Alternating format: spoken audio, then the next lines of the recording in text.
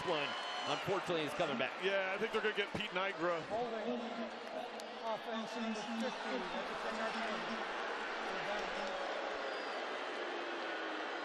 They like Nigra a lot, but he has had a few penalties here in the preseason. He's out here. Watts he tries to shed. The defender tries to shed him, and then Nigra just with the tug enough to get Emmett Johnson to get by it. That's going to draw the flag. But they like his versatility, Trent. He can play both guard spots and center. Yes, and that's why he's gotten so many opportunities here in the preseason. Another one of those tough decisions, right? Are you going to try and sneak him onto the practice squad, or is it someone you feel you got to keep him on the 53? 3rd and 18, Nussmeier delivers. Catch is made. Jared Wiley, and Wiley fighting for extra yards, gets it to the 10-yard line, but well short of a first down. Harrison Butker will come on to attempt a field goal and try to tie this game.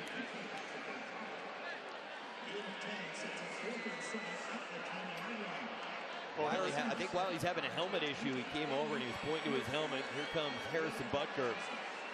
What a game he had last week, a 69-yard field goal that blew our minds. And that was the thing. It was just an up and down game, right? A 69-yard field goal, which is a an incredible record when you think about it. But then some missed kicks down the stretch.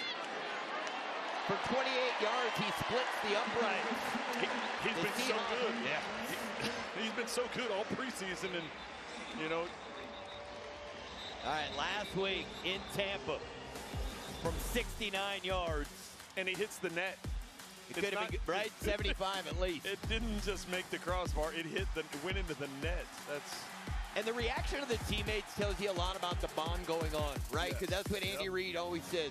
We go to training camp out at St. Joe's. It's about the hard work, but it's about bringing these guys together with no distractions. And when you see that level of excitement for a teammate in the preseason, I think it tells you a lot. Well, and and you just love to see that, see the response of his teammates. Obviously, that's a historic kick. There's only been one longer, right? 70 yards in the preseason. His is at 69, and the regular season record 68. So, phenomenal kick by Harrison Butker, and just the response, like you said, of the teammates going crazy for him. Harrison Butker to kick it off. Emmanuel Henderson Jr. and Montori Foster Jr. are deep for the Seahawks. Montori Foster has made a big impression on the Seahawks this preseason. He has really flashed at times. It's going to be Henderson, and the ball goes out of bounds prior to getting to the end zone. Free kick and let's send it down to Kimmy. Tonight's preseason finale does carry some outsized weight. Kansas City has to trim to a 53-man roster by 3 p.m. Pacific this Sunday, August 30th. That's 2 days sooner than the old post-preseason deadline, with most projected starters expected to sit tonight. Nearly every single snap for a bubble player doubles as a job addition, as general manager Brett Veach closely keeps a good eye. Seahawks 1st and 10 from their own 40-yard line.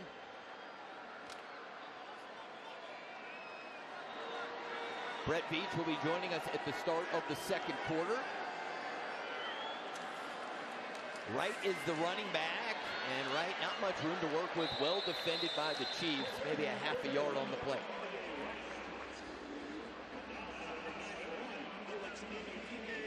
Peter Woods making another play. The rookie out of Clemson, he's gotten a lot of love from other guys on the defense. He has made a big-time impression on his teammates, and they're looking for him to contribute. Opening night coming up. Yeah, September I love how he 14th. handles himself at the podium, too. Yeah. Though. He does an excellent job. 2nd and 9. Play action for Milroe. Going to take a shot down the field into double coverage, and well defended, looking for Foster. No play to be made there. And you see our Mason Thomas was the one putting the pressure. So here's a look at the linebackers on the roster. Drew Tranquil has more experience than anyone. Nick Bolton has been the anchor of that defense now for years. Yeah, Cochran's been a big special teams contributor. Cam Jones they brought back a couple weeks ago. Boss has been very effective in this preseason and has stood out. Cooper McDonald and Christensen as well.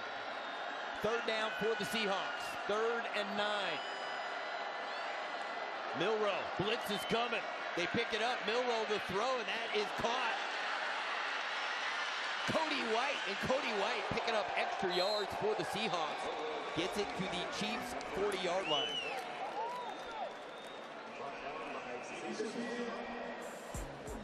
One quarter complete here at Arrowhead. Game tied at 3. When we come back, General Manager Brett Veach joins us for our annual preseason conversation.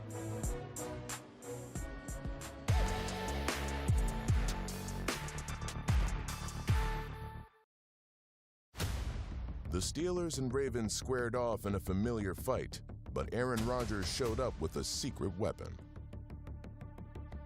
Rodgers gets a snap, back to pass. Looking, going to throw one deep down the right sideline, intended for DK Metcalf, catches it in stride, a huge gain. All this talk about no air yard completions by Rodgers in the last month, they come right out with a bomb down the right sideline. Lamar Jackson's legs are always on display. On Sunday, they kept Baltimore in striking distance. He's in! Touchdown, Lamar Jackson! And the Ravens are back in the game. Despite Lamar's best efforts, the Steelers never relinquished their lead. Jalen Warren, a short pass out to the flat, and he goes 38 yards in for the touchdown. Pittsburgh Steelers add their lead here. Kill it on 3rd down. You got to kill on 3rd down. Way to go. The Ravens had one last chance to complete a comeback. The Ravens are knocking at the door. Isaiah Likely, touchdown Ravens. The Ravens take the lead. Previous play is under further review. Wait. Hold up. John Harbaugh cannot believe this. You had 2 feet down. 2 feet down. In the end zone, you need 2 steps and a football move. They said it's not a touchdown. And that will do it. The Steelers come to M&T Bank Stadium and win 27-22. Burrow and Tom Brady. Let's go. Let's go, guys. Come on. I feel like Joe Burrow is just kind of like super even the whole time. Welcome back to Arrowhead. Game tied at 3. As promised, it's time for our annual preseason conversation with General Manager Brett Veach. Brett, great to see you. Trent? Hey, good to see you. Always, yeah. So let's start with, it felt like this offseason was a reset for the roster. Tell us about your process of putting together another championship roster. Yeah, I think every year we kind of attack the offseason with the same mindset, and that's just to get younger, deeper, and more athletic. And every offseason presents some unique challenges in regards to cap space and draft capital, but I think we're really happy with the veteran talent we were able to bring in the offseason in free agency, and certainly an exciting rookie class. Really exciting rookie class. We'll get to that after this play. 1st and 10 for the Seahawks. Milroe under center, little play action. Chiefs are there to defend it. Milroe keeps the play alive, trying to get to the sideline and forced out of bounds after a gain of a few. Every draft is unique and unfolds differently every season. You guys had an opportunity to have 2 first-round picks. Obviously, you went up and you got Mansour, but then all of a sudden Peter Woods is available late. Just talk about the decision to go up and get Delane, and then Woods being available that late. Yeah, with Mansour coming into the offseason, losing really 3 pieces of our secondary, obviously Trent and Jay Watt and Brian Cook.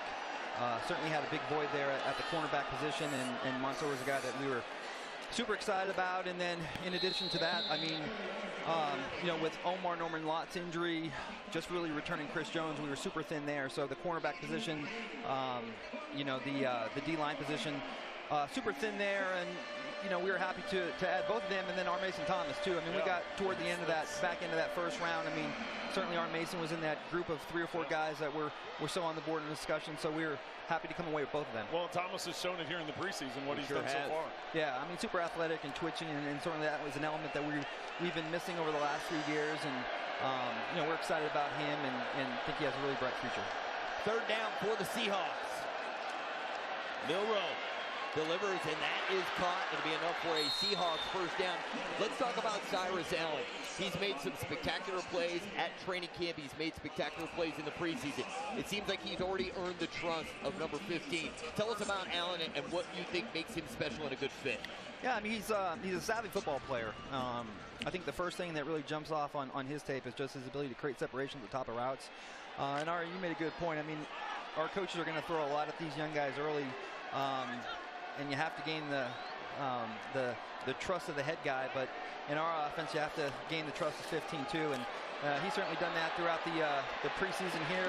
Had a little setback with the ankle. Good to see him back out here the last few weeks. And again, like we talked about, Arm Mason, just a guy that we think will continue to get better and grow and develop in this offense. You know, you've had a reputation of bringing in tryout players. You had the most tryout players in the NFL this year with 76. You signed 3 of those 76. The one that jumps out the most, obviously, is Benson. The job he's done on the offensive line. But just what goes into that evaluation of bringing those extra guys in and then ultimately finding 3 of them to sign to the roster?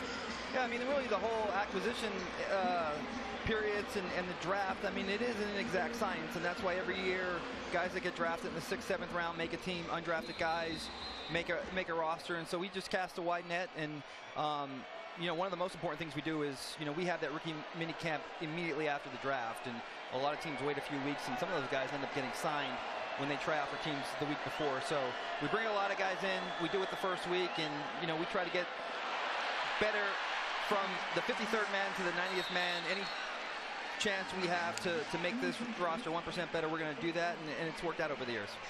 Well, Brett, a guy who we know is going to have a huge impact is Kenneth Walker, the reigning Super Bowl MVP.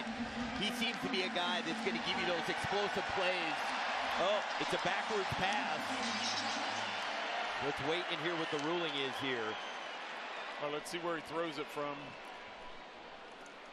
Oh, that's a live football. Yeah, that's definitely a backward and that pass. is Great recovered. job by Christensen. See, Brett, good things happen when you come in the booth.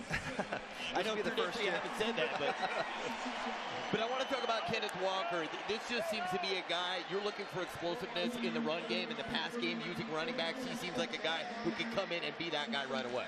Yeah, I mean, certainly we want to get more explosive in the running game, and that was an area that obviously our coaching staff focused on in the offseason, and we as a personnel staff focus in on the offseason, and you know, we didn't want to leave anything to chance. We were just like, let's just go out and get the best guy, and you know, Kenneth's had a great career at Seattle, and then as we all know, when he had the opportunity to really get an expanded role, he took off, and you know, we're expecting him to do the same things. And as you guys both seen in training camp, I mean, he's a total package.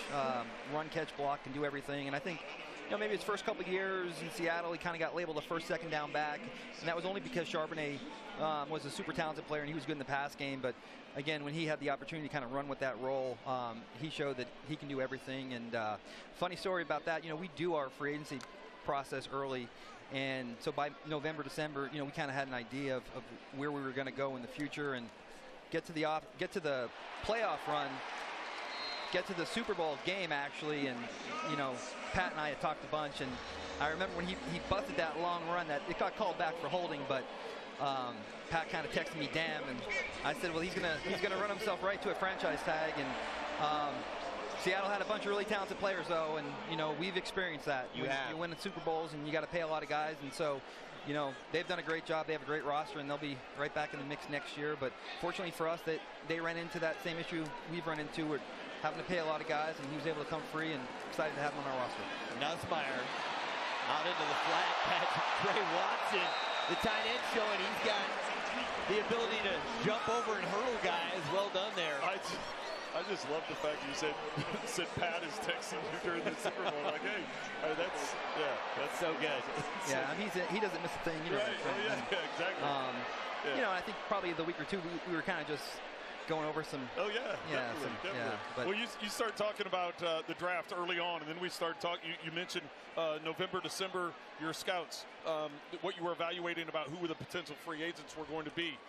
Your staff has been, I guess, people have been pulled from your staff. They're now GMs on other teams. Talk about your scouts, your personnel department, who you've promoted, just give them some love because you guys do such a great job. Yeah, I'm super blessed and fortunate to be around a lot of great individuals, as you mentioned, Trent, Mike Bradway, Chris Shea, Ryan Nutt, Tim Terry, Drew Grigson, and then our young scouts. I mean, I don't have a paper in front of me, so I don't want to miss anyone's names. You're but good. It's a lot. Yeah, it's a lot. And you know,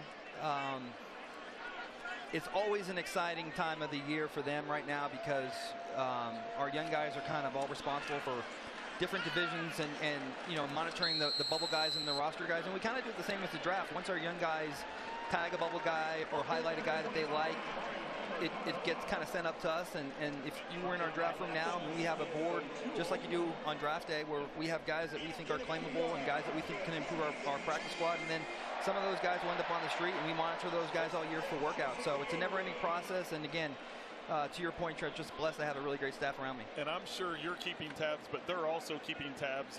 Hey, those are my guys there that I brought to Brett, or these are my guys that I brought to Brett. And, you know, so even though you're pulling for everybody, I'm sure those guys in the evaluation process have certain ones they like. Jared Wiley, nice screen to the tight end. Big play for the Chiefs down to the 21-yard line. For sure, and they're not shy about reminding me. So tell us about what the next few days are like for you, because I know this is the time of year where you learn to love all these guys, and you got some tough decisions to make. Yeah, every year, you know, these last few weeks are always tough. We have a lot of guys that have done a lot of great things for us over the years, and a lot of great competitions in the position groups. And as I just mentioned, now it's just a matter of just kind of stacking our board like we do during the draft process, and targeting positions of needs and seeing. Exchanging dialogue with other teams and just trying to get our roster better. And you know, I think we have a lot of talent on both sides, but we're certainly not a finished product. And again, there's certainly areas that, you know, we can improve, and we'll continue to do that throughout the season. And I'm assuming, I'm just guessing that there's a collaborative effort between you and your staff and the coaches. Like when you go to put that roster together and you're evaluating the talent, the coaches are like, okay, this is what I think, and your staff is like, well, this is what we think, and money-wise, cap-wise, this is how it all works. I mean, there's so many layers to it. I got to imagine that's kind of what goes down in those meetings. Yeah, for sure. And communication and exchanging of ideas is certainly something that our staff being together for so long with the coaching staff is, you know, we're really good at exchanging ideas. And, you know, we go to training camp, we meet every single night. We don't meet once a week or once every 2 weeks. Every single practice, right after the position meetings, Coach Reed and his staff come back. My staff come in the room, and we go over the grades every single day. And so we're exchanging ideas. And by the time you get to this part of the preseason, the process is for the most part played out. But again, there's still a few position battles here that we're going to evaluate tape and see, you know, what guys, you know, make the final cut. And as we always say, we like these guys to make the decisions for us, and we don't like to make the decisions for them.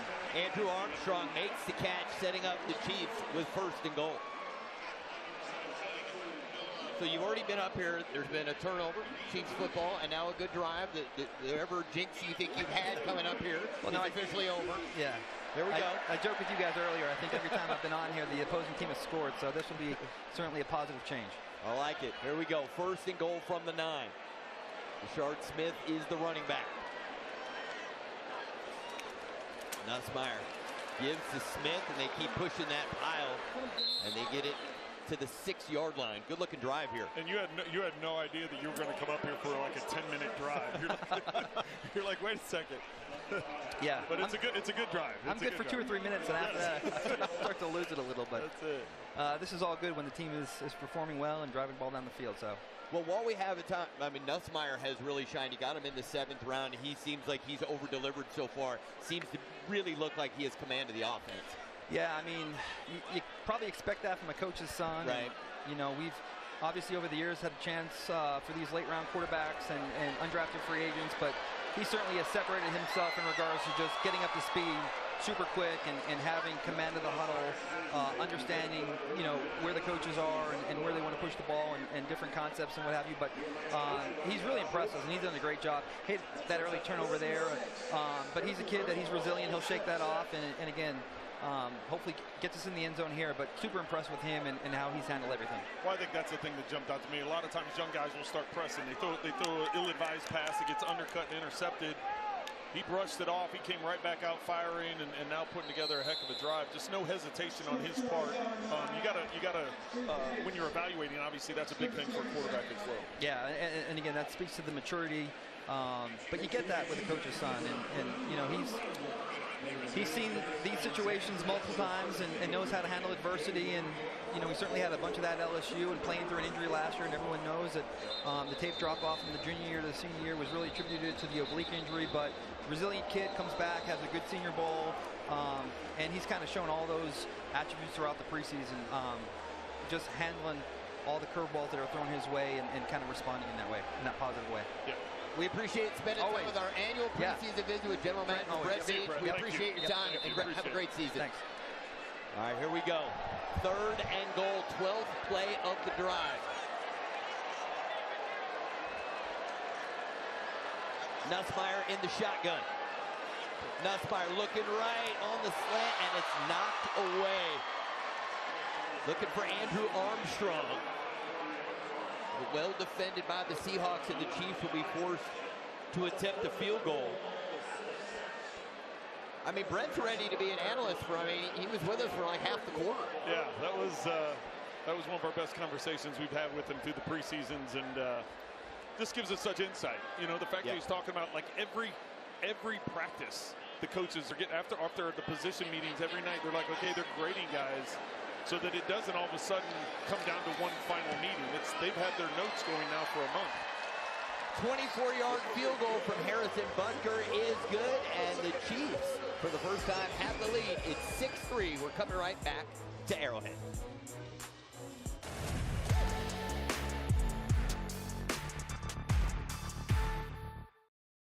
Hey, look, y'all boys, let's do it, man. Hey, look, this is what we here for, to go hard, bro, in front of the world, show off. Let's do it. Let's get a win today. Pray for your brother. Play for your brother, man. The next man that's beside you, let's do it. Family on 3, family on 3. 1, 2, 3, family. It's true. The Browns do have a star-studded rookie class. But it was Titans rookie Io Manor who made the best first impression. Ward backpedaling, throwing. It's caught. It's a touchdown. Io Manor with a touchdown. All right, let's go. Browns rookie Quinshon Judkins eventually made his presence felt. He's at the 45, midfield, Tennessee 40, to the sideline 30, Quinshon down the sideline, and he's tackled at the 3! Let's go!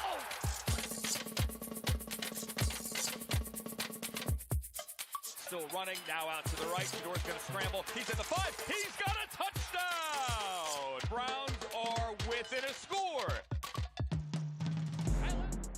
Down 8 with a minute to play, Cleveland needed a touchdown and 2-point conversion to send the game to overtime. Looking left, pressure, throwing back, corner.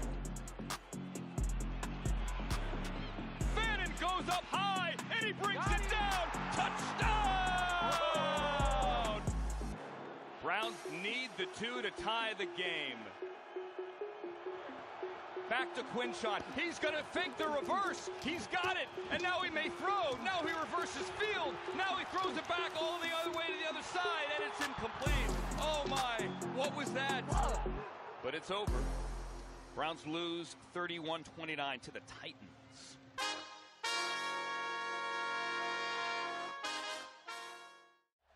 Hey, look, we can't false start. Tours are available now at Arrowhead Stadium. Experience the home of the Chiefs with visits to the locker room, Hall of Honor, field, and more. Book your tours today at Chiefs.com. Speaking of the Hall of Honor, in week 2 against the Colts, Derek Johnson's going into the Hall of Honor. He played 13 seasons with the Chiefs, a 4-time Pro Bowler and 2011 first-team All-Pro. 182 games, 27.5 sacks, 14 interceptions, and 8 fumble recoveries. Very deserving. They've got a spot waiting for him. Very deserving. I played 2 seasons with DJ, and also the Chiefs' all-time leading tackler.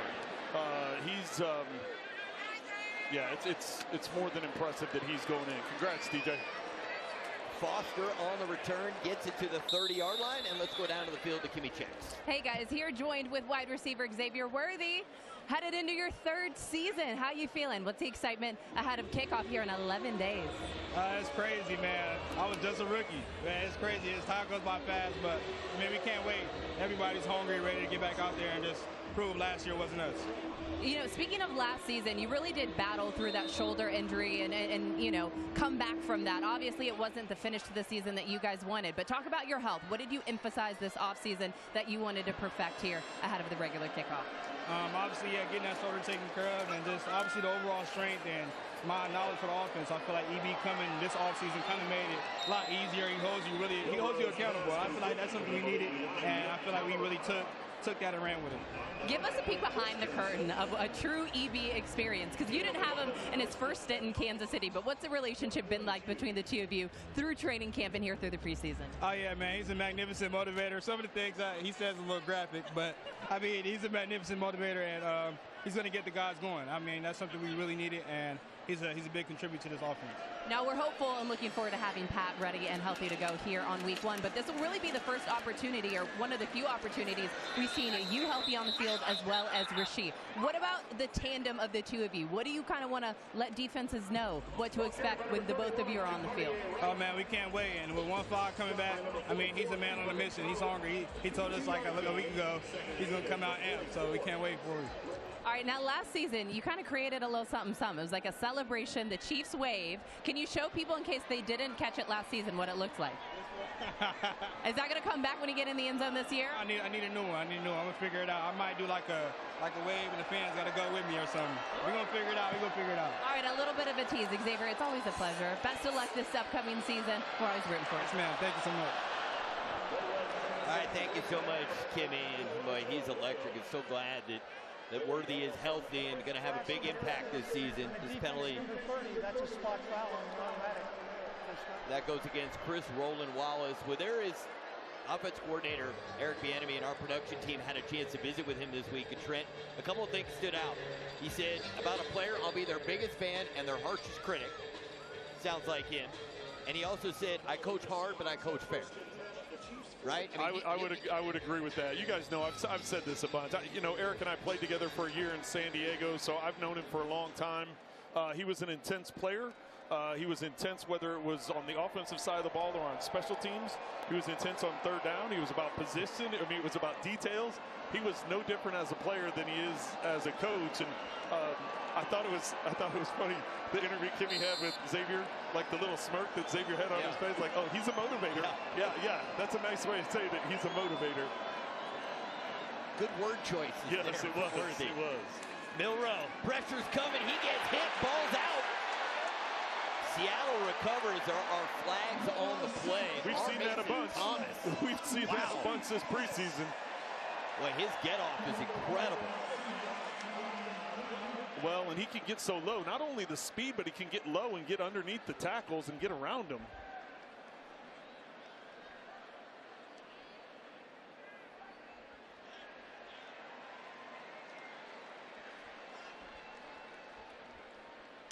There are 2 fouls against the offense on the play. Holding offense from the 52. Legal use of hands to the face from the offense. Number 77, both penalties decline. Second down. Mason Thomas is up at the top. Agba's going to be coming from this other side, so that's what distracts Milroe. Is all of a sudden he's keeping an eye on the front because he can feel what's going on with Agba, and Mason Thomas gets from behind and is able to knock the ball loose, get the sack, fumble. A couple of penalties on the Seahawks that go the opposite way, so great pressure there by Thomas. It's right, the ball carrier, and he gets just into Chief territory. Cole Christensen makes the tackle. We talked about Christensen early in the game, played his college ball at Army, and he's going to sample multiple linebacker positions tonight. And let's check in with Matt McMullen. We saw Cole Christensen recover that fumble earlier. Like you just said, here's a small but important detail I'm watching tonight. It's using a game like this to see who can play multiple positions. I expect Cole to play both middle and strong side linebacker tonight. And for a guy like him fighting to make this roster, it's all about the more you can do, and recovering a fumble certainly doesn't hurt. Thank you so much, Matt. Milroe on 3rd and long. And now he's going to scramble, and he can fly. Across the Chiefs 45 and out of bounds at 42. And Matt, I'm going to add one more thing to that. Recovering a fumble while the GM is in the booth on the headset talking about you, that's another good thing. Good timing. That's good timing. It's all part of the plan, That's guys. it. Milrose here is not going to have anything up the field. You see 4 guys rushing. They're dropping 7 into coverage. And Udike Uzama was the one that was kind of spying him there in case he took off and ran, and too far to gain to pick up the first down as the Seahawks are going to punt. Michael Dixon's going to try to pin the Chiefs deep. Remigio is deep. I don't know how Thomas missed that. He was clean. That's a great punt there. I think he was worried about roughing the punter. This guy is special. This rookie. Going to be keeping our eye on him.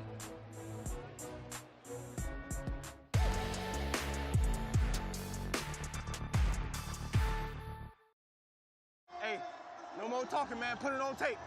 Put it on tape. It's a perfect night for it. Let's be great, man. In his 14th season with the Bucs, veteran linebacker Levante David is still stacking his tape with big-time hits. Let's go! Tampa's offense welcomed back their veteran leader. Mike Evans returned after missing the last 6 games and hauled in 6 catches for 132 yards. Downfield it goes toward Evans. It is going to be caught. Mike Evans leaps in the air and grabs it. I think the ball got away from Mike Evans. Watch this. He has to take it back away from Kobe Bryant. Ah! You do! You do! Down 14 in the 4th, Bijan Robinson and Kyle Pitts got the Falcons within striking distance. Snap to Cousins. Tampa brings the pressure. Oh! Hey! Push off! Push! Kyle Pitts. Touchdown Atlanta. 28-26 Tampa. Captain Kirk Cousins needed one more drive for the win. This is it. 4th and 14. Throws it downfield. Sills, did he hang on? He did. David Sills the catch. It's a first down at the 37 of Tampa. So Atlanta with a chance to win this on the final play of the game. Kick by Gonzalez. It is good. Fly home safely. Atlanta wins. The final tonight at Raymond James Stadium. The Falcons 29 and the Buccaneers 28.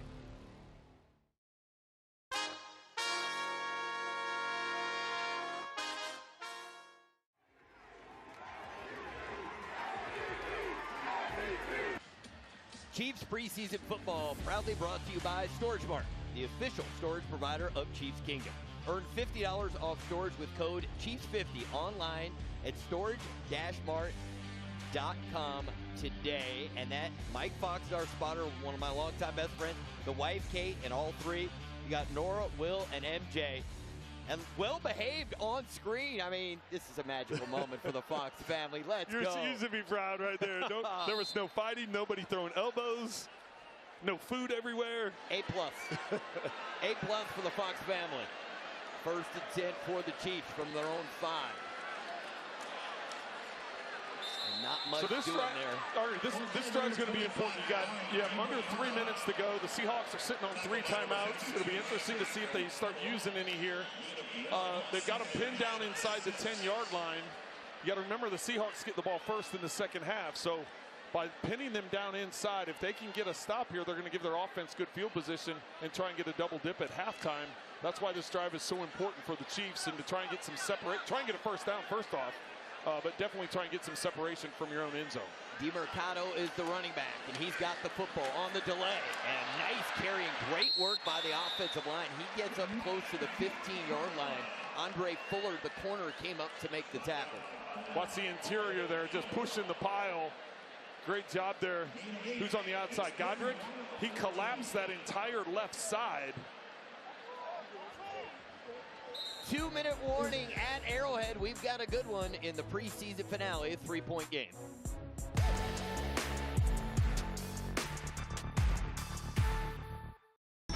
This is a week to remember. It's Bears-Packers.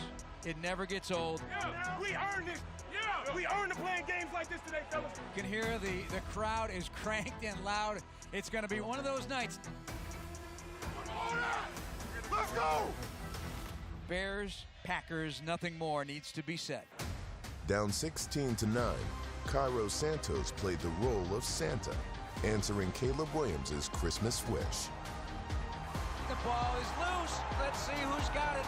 Bears ball. They recovered an onside kick. Fourth quarter magic is somehow continuing here in Chicago. Comes down to this. 4th and 4. 28 seconds to go. Chase got to lob it right corner of the end zone, up in the air. Catch made by Jay Walker. Touchdown! What? Are you kidding me? That throw to Ja'Day Walker. We're going to overtime. In overtime, you don't want to let the game slip through your fingers. They fumble the snap, picked up by Emmanuel Wilson. It is Bears football. They take over with a chance to win. Next score win.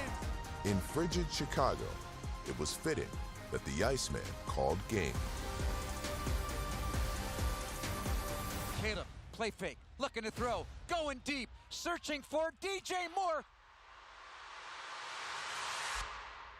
Catch made, touchdown Bears! It's over at Soldier Field. The Iceman cometh, the Iceman taken, 22-16 Bears. Welcome back to Empower Field at Mile High. The top seed in the AFC, the Denver Broncos, the number 2 seed in the NFC. The Green Bay Packers getting set for action here today. Micah Parsons and the Packers defense set the tone early. 3rd and short for Denver. Hand off right side, Harvey collared hard, ball pops loose, and it's fumbled, and I believe Green Bay's got it. The Broncos defense needed to keep it close until the offense could get on track. Loads it up, home run ball, middle of the field. The ball is going to be intercepted by Pat Surtain. Look at him diving in front. Tosses right side, Harvey. Into the goal line. Touchdown, Denver. The Broncos win their 11th straight game of the season as they beat the Packers today here in Denver by a final score of 34-26. To the game with Ari, Trent, Kimmy, and Matt. Thanks, Taylor. Chiefs lead the Seahawks 6-3 at the 2-minute warning. 3rd and short coming up for the Chiefs. They'd like to extend this drive and hold on to the football. Going back to that 2nd down carry, Trey Watson was the one leading the block. He was the lead blocker on that, and I thought he already had the 1st down, but here we go. DeMercado, and he has enough for the 1st down. That was the 17th rushing play, Trent, and they've thrown it 16 times. A lot of the talk this offseason about finding the right balance and making a real commitment to the run game, and we've seen it tonight. Well, and they have, and really it started with that first offensive line that was out there. They got some carries with that group, and then carried over to this backup group, and they've done a good job of doing that balance. I think Nussmeier's managed things well. He came back off of that interception and really responded well. He's 10 of 16 for 96 yards in that interception you mentioned. Well, we complimented the O-line, and then they jump early, so that's why they stopped it. False start on the offense, number 72. It's 5-yard penalty. 1st down. That's Godric. Minute 23 seconds till halftime. Offensive line, some tough decisions will be made. There's a lot of guys in the mix. Certainly one of the guys we know is going to make it is Mike Caliendo. Andy Reid went out of his way to talk about what a good camp Mike's had. Yeah, and he has. And you look at how much he's played this preseason. He's a guy that they can rely on. He's been here now for a few seasons, and they rely on him to add depth. DeMercado gets it up to the 17-yard line. We got a timeout on the field here with 1 minute and 17 seconds left in the half. I feel like if you're a young player and you're an offensive lineman and you get to come and play for Andy Reid, it's almost the perfect situation, right? Because of Andy's expertise on the offensive line. We'll talk more about that in a moment. Timeout on the field.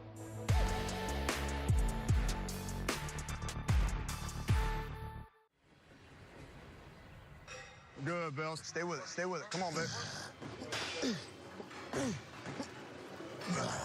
There you go. There you go. Stay in that tempo every time.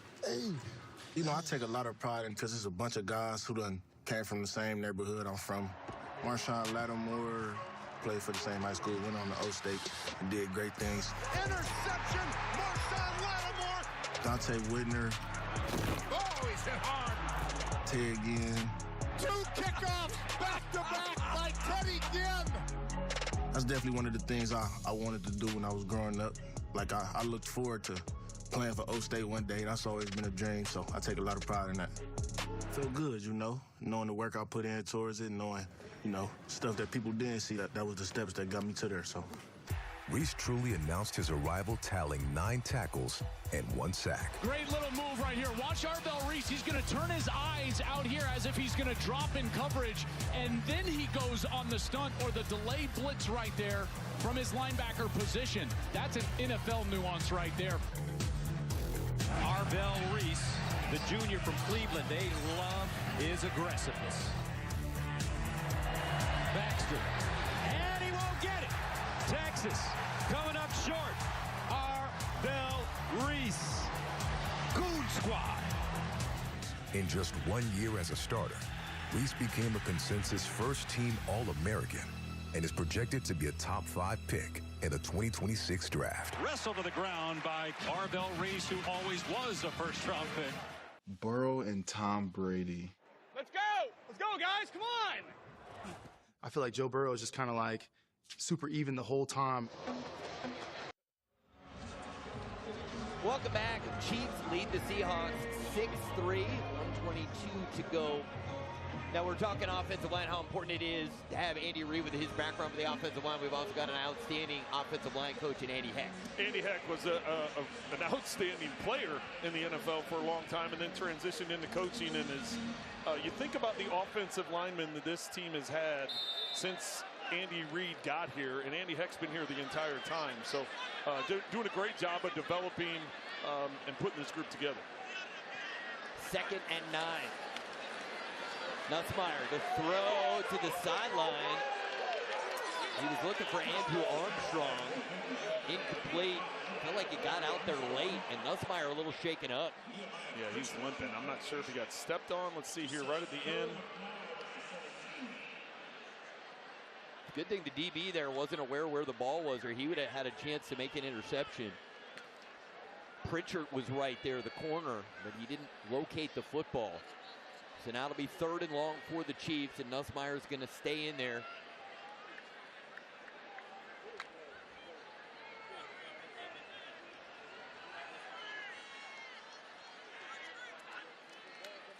DeMercado, big hole, and he's worked hard, and he's very close, and he has a Chiefs first down.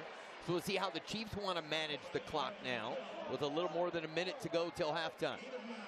Well, the Seahawks had called timeout on 2nd down, or on 1st down, and then 2nd down incompletion stopped the clock, thinking they were going to get the stop here. I heard the entire sideline. You'd hear them yelling, watch out for the screen. So they were looking for that, and then the quick hitter up the middle. DeMercado was able to pick it up. But now they're going to, looks like they're stopping to get the. We're going to have our second virtual measurement.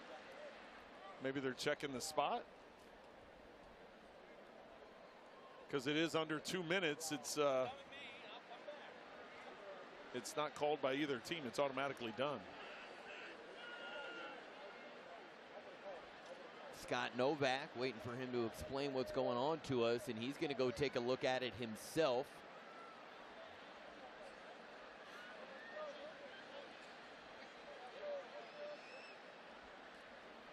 All right, he's got to get to the 26-yard line. Appears as though he has the first down. It just depends on when his knee went down. It's like if his knee's like Yeah, it didn't go down. His knee's still not on the ground. So it appears from that angle. Obviously, there's different angles.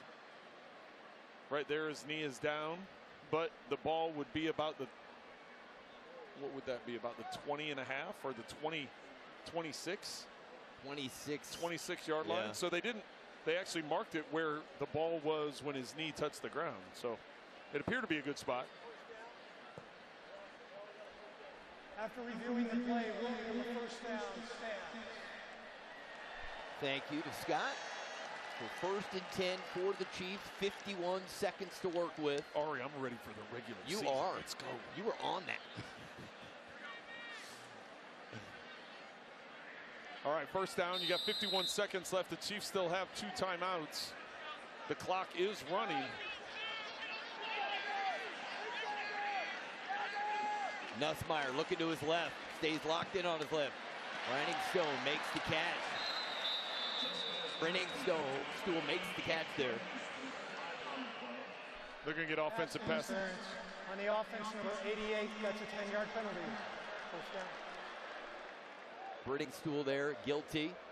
Brittingstool's had a really good preseason. He's done some good things. This time he just gets caught with the push off at the top of the route. He's had a good camp. This is one of those, you start figuring out positions, right? Linebackers, tight ends, special teams. You keep 3 tight ends, you keep 4, because it appears Wiley will be the 3rd tight end. And he's an interesting player at 6'6", 240. You can do a lot of different things with him. DeMercado. DeMercado get it to about the 20-yard line. Clock stops with 32 seconds to go in the half. Well, because of the penalty, now moving them back, Seattle is using up. They had 2 timeouts. They're using their 2nd. What are your thoughts on the play of Garrett Nussmeier in the game so far? Well, I know the thing that jumps out is the interception, obviously, but I like the way he bounced back. I think he's done everything he's done in training camp, right? Quick decisions. He's making accurate throws. He's giving his guys an opportunity to make plays, and the fact that he was able to come back off the pick. That's the T-Mobile tag board. That social reaction brought to you by T-Mobile. Gas, gas, gas. Here we go. 2nd and long. Nussmeier moving to his left. Looking downfield, and he's going to take off for the sideline. So the clock will stop with 25 seconds. Aiden Hubbard there chasing him down, 93.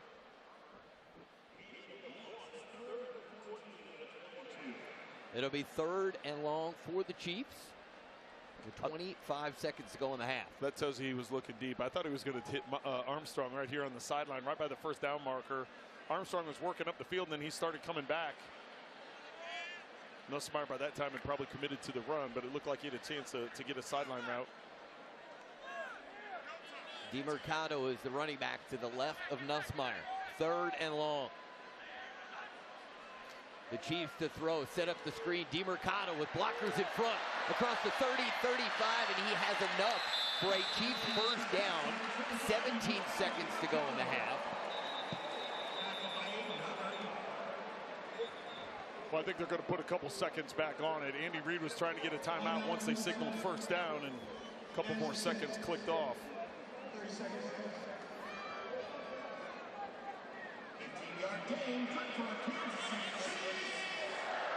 Good blocking there in the screen.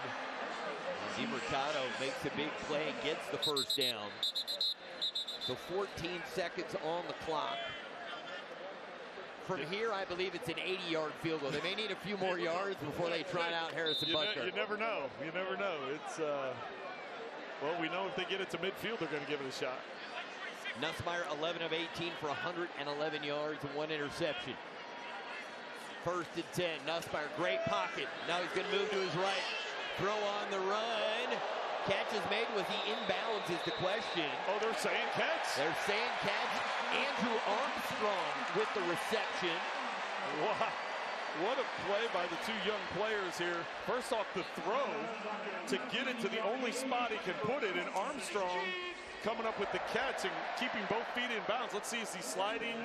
Slides on the left knee, the right foot's down. Ball doesn't move.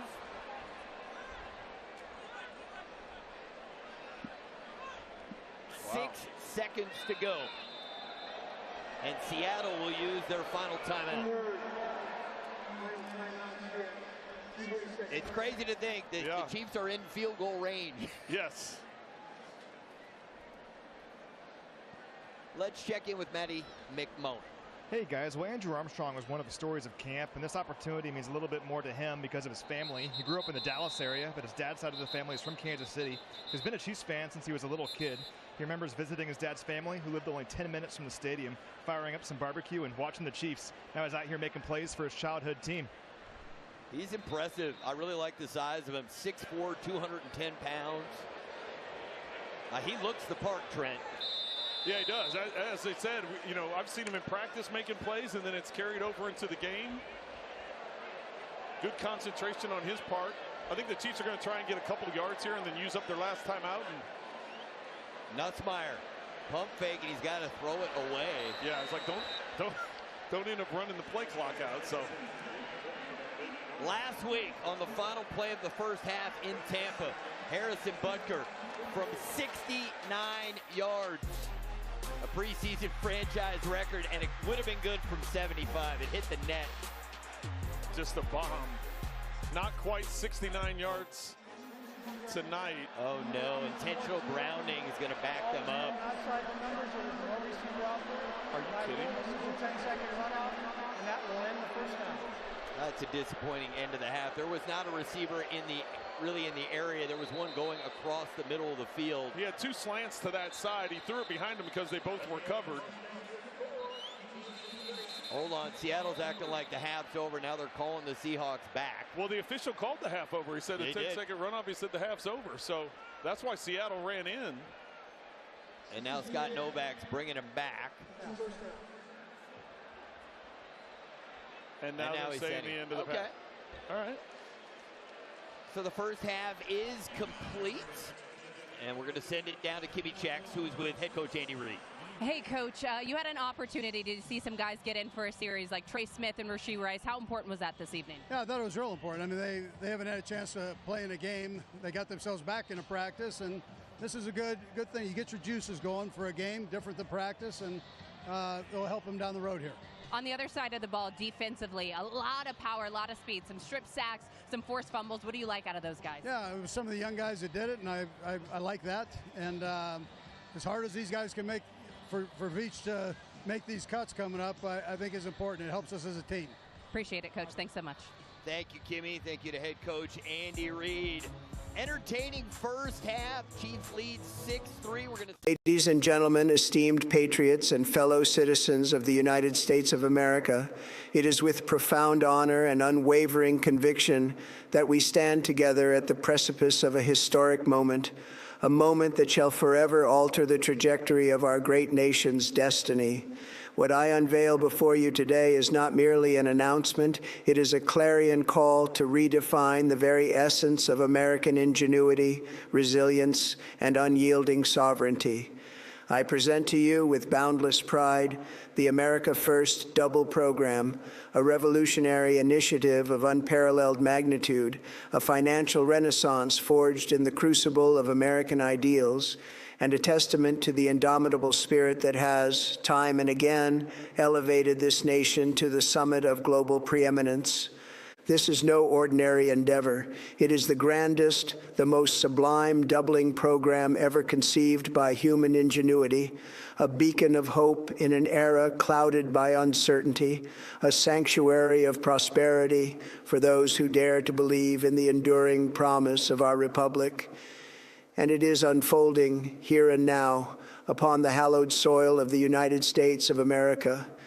For we shall restore the splendor of our republic, not through foreign entanglements or subservience to distant capitals, but through the boundless potential that resides within the hearts and minds of the American people. Today, we advance that legacy by channeling the most revolutionary force of our era, technology, to restore America's rightful place as the vanguard of global advancement. Once more, we shall elevate American ingenuity to the pinnacle of the world's admiration, a marvel so profound, so transformative, that all who witness it stand humbled by its elegance and brilliance. Let us confront the stark realities of our present moment with unflinching honesty. Across this land, hardworking Americans, those who toil from dawn till dusk, who build families, communities, and enterprises that sustain our great nation, are bearing the crushing weight of inflation, a silent thief that drains the vitality from their labor. The dollar, once the bedrock of global stability, now trembles under the strain of forces beyond our shores. And while the world clamors for solutions, too many offer only hollow promises or foreign-made remedies that serve distant agendas. Today, I declare enough. We shall forge American solutions designed by American hands, for American hands, because the future of our republic demands no less. This is why we inaugurate the America First Double Program, a bold, unapologetic declaration that the time has come to empower every patriot with the tools to secure their prosperity, to multiply their resources, and to reclaim their financial sovereignty. No longer shall we be beholden to the whims of distant elites, to the machinations of foreign powers, or to the bureaucratic labyrinths that stifle progress. Today, we offer a path forward, one that is instant, secure, and equitable, a path illuminated by the steady glow of transparency and trust. By the simple act of noting QR code displayed upon your screens, you shall engage with a smart contract of peerless integrity, a creation forged not in the shadows of offshore servers or the opacity of distant corporations, but in the unyielding light of American innovation. Your contribution, whether in Bitcoin, Ether, or any other digital asset, shall be doubled with the precision of mathematical certainty, returned to you in an instant, as if by the invisible hand of Providence itself. This is not mere speculation. It is the immutable law of this program, audited by the finest minds our nation produces, validated by the unbreakable code of the blockchain, and executed upon infrastructure as American as the soil beneath our feet. But why, you may ask, do we embark upon this audacious journey? Because the greatness of America is not an accident of history. It is the product of the unbreakable bond between a nation and its people. It is the unyielding faith of citizens who believe in the boundless potential of their republic. And it is the unrelenting drive of those who refuse to accept a future dictated by others, who demand instead a future shaped by their own hands, their own vision, their own unshakable belief in the exceptional promise of these United States. When you double your assets today, you do more than enrich yourself. You fortify the bulwark of American technological supremacy. You send a resounding message to the world that the American people are not merely spectators in the theater of progress. They are the authors, the architects, and the arbiters of destiny. To China's digital yuan, designed to chain its people in surveillance and control, we offer a digital frontier of freedom. To Europe's labyrinth of regulations, suffocating innovation and strangling ambition, we present a path of liberation. And to the globalist elites who would dictate our lives from their ivory towers, we declare, the American people are awake, they are united, and they shall no longer be silenced. Consider, if you will, the monumental strides we have made under this administration, the revitalization of the Space Force, the rebirth of our military's unassailable strength, the dismantling of red tape that once choked innovation, the unleashing of American energy, the repatriation of jobs from foreign shores, and the breathtaking achievements that have once again planted the flag of human exploration upon the lunar surface through the Artemis program. These are not mere accomplishments. They are the harbingers of a new American epoch, one defined by boldness, by vision, and by an unrelenting commitment to lead in every domain that shapes the future. With the America First Double Program, we extend that leadership into the digital realm, a realm where America shall not merely participate, but shall dictate the terms of engagement. Our smart contracts are not the work of faceless entities or the puppets of distant masters. They are the creation of American engineers, patriots who have poured their hearts into this endeavor, who have sweated over every line of code, and who have sworn an oath to uphold the values that have defined our republic since its inception.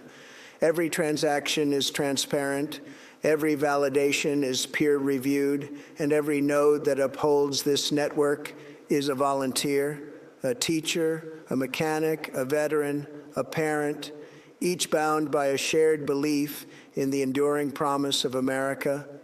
This is not a fleeting opportunity. It is a clarion call to action, and time is of the essence. The program is capped, for greatness must be nurtured, not diluted. Early participation is the key to securing your place in this historic movement. For those who act swiftly shall reap the rewards of pioneers, while those who hesitate may find the door of opportunity forever closed. Let me address the concerns that linger in the hearts of the cautious. Yes, change is often met with skepticism. The naysayers once ridiculed real estate, dismissed the internet as a passing fad, and derided electric vehicles as folly. Yet, where would America be if we had heeded their warnings? We would still be tethered to the past, clinging to the shackles of convention while the world marched forward. The America First Double program is no different. It is the next evolution of financial empowerment, a tool not for the privileged few, but for every American who believes in the power of self-determination, who refuses to be shackled by a system rigged against the common citizen. This program is open to all, regardless of background, creed, or station. If you love this country, if you stand beneath the stars and stripes and believe in the boundless potential of our republic, then this invitation is yours to claim. Whether you send a single Bitcoin or 1,000, whether your roots lie in the heartland or the coastal enclaves, this is your moment. There are no middlemen, no Wall Street vultures skimming their cut, no bureaucratic delays to stifle your progress. This is finance reimagined, swift, fair, and unapologetically American. But let us not mistake this for mere transactional gain. This is a renaissance of the American spirit, a reaffirmation that the power to shape one's destiny lies not in the hands of distant elites, but in the hands of the people. When you double your assets, you are not merely enriching yourself, you are investing in the future of our republic. You are fueling the engine of innovation. You are creating ripples of prosperity that uplift families, communities, and enterprises. And you are sending a thunderous declaration to the world that America remains the land of the free, the home of the brave, and the cradle of unbridled opportunity. To the corporations that seek to commodify this movement, to the banks that would lobby for its suppression, and to the media that would mischaracterize it as reckless or ungoverned,